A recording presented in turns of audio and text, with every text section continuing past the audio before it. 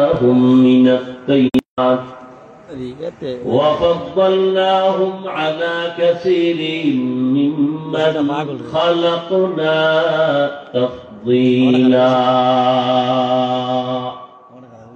বনি আদম সৃষ্টির শ্রেষ্ঠ ঘোষণাকার আল্লাহ।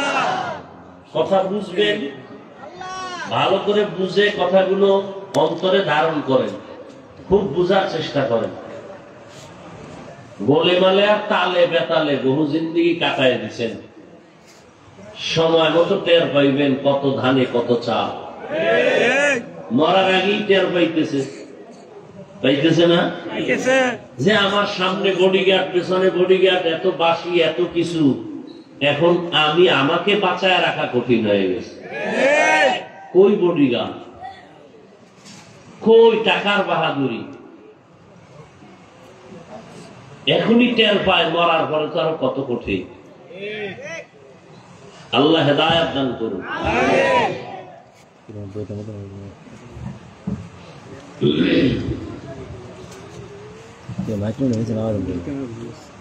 আল্লাহ হাদিস পড়েছি, নবীজি বলেন, তো যেটা বলতেছিলাম দরুদ শরীফ পড়বেন তো ইনশাআল্লাহ। যদি ঘুমের আগে ওযু সহকারে বিছানায় বইয়া 100 বার দরুদ শরীফ পড়ে ঘুমান ইয়াকিনের সাথে, ইনশাআল্লাহ রাসূলের সাথে মোলাকাত হয়ে যায়। তবে সুদ খাইলে হবে না, সুদ খাইলে, ঘুষ খাইলে হবে না। আপনি যদি মক্কার 50 বারও হজ করেন, সুদখোরের একবারের হজও কবুল হবে না। আপনি 10 তলা মাদ্রাসা করলে একটা সওয়াবও আমল নামায় ফেরেশতারা লিখবে না, কারণ ও পৃথিবীর সবচেয়ে খারাপ মানুষ। 24 ঘন্টার সেকেন্ডে সেকেন্ডে সেকেন্ডে গর্ভধারিণী মায়ের সাথে জিনার গুনাহ লেখা হয়। ও পৃথিবীর নিকৃষ্ট খারাপ মানুষ, যারা সুদের সাথে জড়িত, যারা সুদ খায়, যারা দেয়, যারা লেখে, যারা সাক্ষী থাকে, কেলাহুমা ফিন্নার, সব জাহান্নামী, জাহান্নামী, জাহান্নামী। আল্লাহ পাক 2 দল মানুষের ব্যাপারে খুব রাগ হয়ে বলছে, এই বেঈমানের গোষ্ঠী, রেডি থাক, আমি আল্লাহ নিজে যুদ্ধ করব তোর মতো নিব হারামের সাথে। কয় দল? 2 দল। এক দল সুদখোর। আল্লাহ কতটা রাগ হইলে কোরআন শরীফে বলেন আমি যুদ্ধ করব কার সাথে? যারা সুদ খায়, সুদের সাথে জড়িত। আর এক দলের সাথে আল্লাহ যুদ্ধের ঘোষণা দিয়েছেন। এরা কারা? বুখারী শরীফে আছে হাদিসে কুদসি, যারা আমার ওলিয়া উলিয়ার সাথে গাদ্দারি আর দুশমনি করবে, আমি আল্লাহ তাদের সাথে যুদ্ধ করব। যুবকেরা কিছু কথা বলি, লিখে রাখ, মোবাইলে না, অন্তরে, আর পারলে ঘরে গিয়া সুন্দর করে সাজায় লেখো, কম্পিউটারের পর টানাও, লেমিনেটিং করে রাখো। দুনিয়াতে বন্ধু পাইছো বহু, সব পেয়েছো ধান্দাবাজ আর স্বার্থপর। লিখে রাখ, রাস্তার মোড়ে মোড়ে টানায় দিবি পেস্টুন করে, 200-300 টাকা যদি খরচও লাগে। আজকে থেকে লিখে দাও, এই পৃথিবীতে উম্মতের একমাত্র, শুধুমাত্র, কেবলমাত্র নিঃস্বার্থ আপন বন্ধু উলামায়ে আহলে হক। এছাড়া সব ধান্দাবাজ, স্বার্থপর। স্বার্থে আঘাত লাগলে শুধু দল থেকে নাম কাটবে না, কল্লা কেটে দিবে। এই হলো দলের হালাত, এই হলো ধান্দাবাজের হালাত। আর ওলামায়ে কেরাম কি করে? এত গালি দাও আর লেখো। কোন আলেম কাউকে বরদোয়া করে না, কাউকে গালির জবাব দেয় না, কলিজা দিয়ে দোয়া করে। আলেমরা এই জাতিকে যা দিছে পৃথিবীর কেউ দিতে পারে না। যারা বলে ওরা চাপাবাজ। ওলামায়ে কেরাম এই জাতিকে যা দিয়েছে নিঃস্বার্থভাবে কেউ দিতে পারে না। আর এই আলেমদের সাথে যখনই বেয়াদবি কেউ করেছে, তার ধ্বংস অনিবার্য হয়ে গেছে। আল্লাহ হেদায়েত দান করুন। আমিন। ছাত্র জনতার আন্দোলনকে ত্বরান্বিত করেছে ওলামায়ে কেরাম। ঠিক কথা, ঠিক না? ভুলে গেলে চলবে না, ইতিহাস চেপে রাখা যায় না। মুসলমানের ইতিহাস অগ্নি ঝরা ইতিহাস, মুসলমানের ইতিহাস বিজয়ের ইতিহাস, সফলতার ইতিহাস, মুনাফিকের ইতিহাস, লাঞ্ছিত অপমানিত হওয়ার ইতিহাস। আমরা ট্রেনিং প্রাপ্ত মুসলমান, ঘাত প্রতিঘাত সহ্য করার মুসলমান। আমাদেরকে বারবার বোম্বিং করে জবাই করে আমাদেরকে পরীক্ষায় ফেলেছে ইহুদি আর বেঈমানের বাচ্চাগুলো। সাহাবায়ে কেরামকে জীবন দিতে হয়েছে, আম্বিয়ায়ে কেরামদের করা জবাই করেছে। ব্রিটিশ বেঈমানরা ভারতের জমিনে হাজার হাজার হাজার আলেমকে ফাঁসি দিয়ে গাছের সাথে লাশ ঝুলায় রাখছে, হাজারো মাদ্রাসা তালা দিয়ে দিছে, আগুন দিয়ে জ্বালায় দিছে। 800 বছর স্পেন শহরকে জমিনকে শাসন করেছে মুসলমান। 800 বছর। কত বছর? সেই মুসলমানদেরকে ওরা স্টিমারে উঠাইয়া ভূমধ্য সাগরের মাঝে নিয়ে আগুন দিয়ে পড়ায় দিছে। আর সেই দিন ওরা এখনো পালন করে। 1 এপ্রিল বোকা বানানোর দিন, এপ্রিল ফুল। মুসলমানের স্পেনে বোকা বানাইছে, ওই খুশি পালন করে। আর কিছু নেফাকি অন্তরওয়ালা মুসলমানেরা ডান বাম বুঝে না, এরাও ওই বেঈমানের তালে তালে লাফায়। কোন মুসলমানের বাচ্চা এপ্রিল ফুল পালন করতে পারে না। এপ্রিল ফুল পালনকারী পূর্ণ মুসলমান দাবি করার অধিকার রাখে না। লজ্জা নাই তো কি করার? যার লজ্জা নাই ও ল্যাংটা হলেও বলে 50% ইজ্জত এখনো বাকি। এজন্য 1500 বছর আগে রাসূল বলে গেছেন, লা ঈমান লিমান লা হায়া আলা, যাদের লজ্জা নাই ওদের ঈমান নাই। সোনার বাংলায় সব দেখা গেল, ইন্ডিয়া যাওয়া লাগবে না আকামের দৃষ্টান্ত দেখতে। সোনার বাংলায় সব দেখায় দিছে। আপন বাবা তার আপন মেয়েটাকে হোটেলে ঢুকায় বলে, আজকে রাতের জন্য তুই আমার স্ত্রীর সমতুল্য। কি ইন্ডিয়ার খবর? সোনার বাংলার তাজা খবর। কোন দেশে আছো?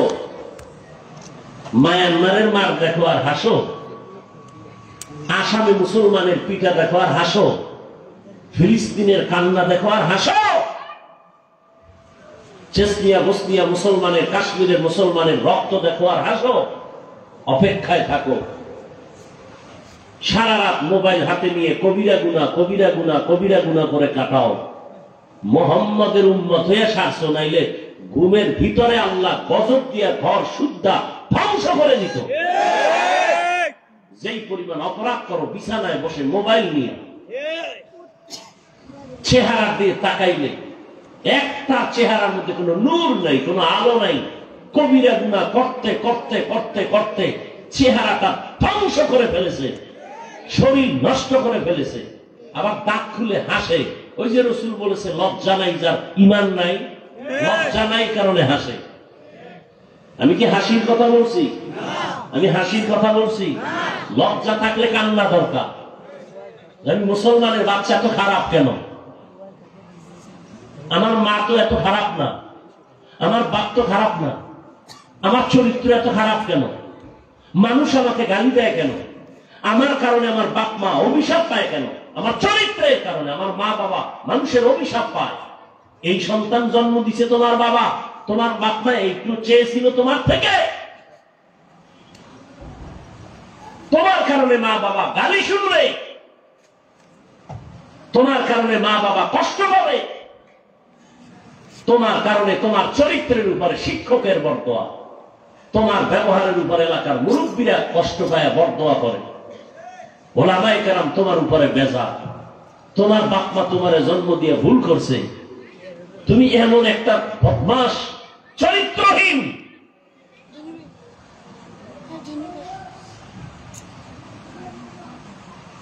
অথচ তোমার মতোই যুবক জীবনে মাদ্রাসায় পড়ে নাই, জেনারেল লাইনে থাকছে, স্কুলে পড়ে, কলেজে পড়ে, চাকরি করে, ব্যবসা করে, গাড়ি চালায়, নদীর মধ্যে মাছ ধরে, জমিনে কৃষিকাজ করে, 5 বেলার নামাজও পড়ে, মানুষের কথার আগে সালাম দেয়। নাই? তোমার কপালে তো খারাপ কেন? তোমার উপর আল্লাহর লানত, তোমার উপরে মা বাবার অভিশাপ, তোমার উপরে গুনার কারণে আল্লাহ বেজার। দোয়া করি আল্লাহ হেদায়েত দান করুন, আমিন। দরুদ শরীফের আমল করবেন, হাঁটতে চলতে উঠতে বসতে সব সময় দরুদ দরুদ দরুদ। দরুদের ফায়দা আছে না? আছে। এটা আর এক দলের দিয়ে দিচ্ছেন কেন? জিকিরের ফায়দা আছে, আর একজনকে দিচ্ছেন কেন? যেই রসুলের উপরে আল্লাহ দরুদ পড়ে, ফেরেশতারা পড়ে, আপনি কেন পড়বেন না?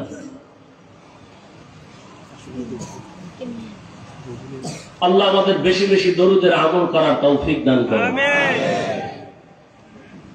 আয়াত আর হাদিসের তরজমাটা বলি, সংক্ষেপ কিছু ব্যাখ্যা, যেহেতু অপ্রস্তুত বৃষ্টি, এর মধ্যেও যে আল্লাহ সুযোগ দিচ্ছেন, এটা আল্লাহর বড় অপরিসীম দয়া। এজন্য আমি ইদানিং বারবার এই কথাটা বলি, বান্দা চাইলে কিছুই হয় না, আল্লাহ চাইলে সব হয়। বান্দা চাইলে কিছু হয় না, আল্লাহ চাইলে সব হয়। সব। অনেকে ভাবতেছে আজকে বৃষ্টি না হলে হাজার হাজার লাখ মানুষ হতো, হবে না? তাদাদ মকসদ নেই, মকবুলিয়ত মকসদ है। অনেক লোক হওয়া এটা সফলতা না, গুনাহগার গুনাহ থেকে তওবা করা এটা সফলতা। বেনামাজি তওবা করে ফজরে মসজিদে যাবে, এটা সফলতা। বয়ান শুনলো সারা রাত, মোবাইল চালাইলো, আজান শুনলো, নামাজ পড়লো না, এই বয়ানে কোনো লাভ নাই। লাকাদ কানা লাকুম ফি রাসূলিল্লাহি উসওয়াতুন হাসানাহ। পয়গম্বর বলেন, হে রাসূল, উম্মতের জানায় দেন আপনার মধ্যে তথা রাসূলের মধ্যে রয়েছে, ও মুমিনেরা, তোমাদের জন্য উত্তম আদর্শ। পয়গম্বর হাদিস বলেন, قال النبي صلى الله عليه وآله وسلم تركت فيكم أمرين لن تضلوا ما تمسكتم بهما كتاب الله وسنة رسوله। পয়গম্বর বলেন, হে উম্মত, আমি বিদায় বেলা তোমাদের কাছে চ্যালেঞ্জ দিয়া দুটো জিনিস আমানত রেখে যাই, ধরে রাখো। আমার 63 বছর হায়াত, 63 বছর হায়াত শেষ, আমি বিদায় হয়ে যাইতেছি। তোমরা আর কিয়ামতের আগ মুহূর্ত পর্যন্ত নবী চাইলেও পাইবা না। পাবেন না? নবী কিয়ামতের আগে আর আসবেননি। মাঝে মাঝে বিবারিয়াতে আসবেন, আসেন, কোন রবিউল আউয়াল আয় নাই।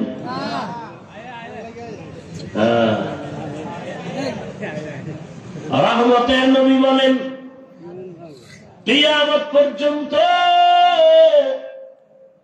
রওজা মুবারকে, এই খেয়াল করেন, আউলাজুল্লাহ করেন না, কষ্ট করে আসি, কষ্ট আপনারা করেন না। আমাদের কষ্ট, সারা দুনিয়ার কষ্ট এক জায়গায় করলেও এই উলামায়ে কেরামের কষ্টে 1000 কোটি ভাগের 1 ভাগও হবে। পৃথিবীতে কথা বলার মতো কষ্টের কাজ আর নেই। কিসের রডের ফ্যাক্টরির কষ্ট, সিমেন্ট ফ্যাক্টরির কষ্ট, কথা বলার মতো কষ্ট পৃথিবীতে একটাও। আর সেই কথা যদি তুমি সারা রাত চ্যাটিং করে কাটাও, মরার আগে বোবা হয়ে বিছনায় পড়ে থাকবি, কারণ কথার বাজেট শেষ হয়ে গেছে, তো হায়াতের বাজেট বাকি।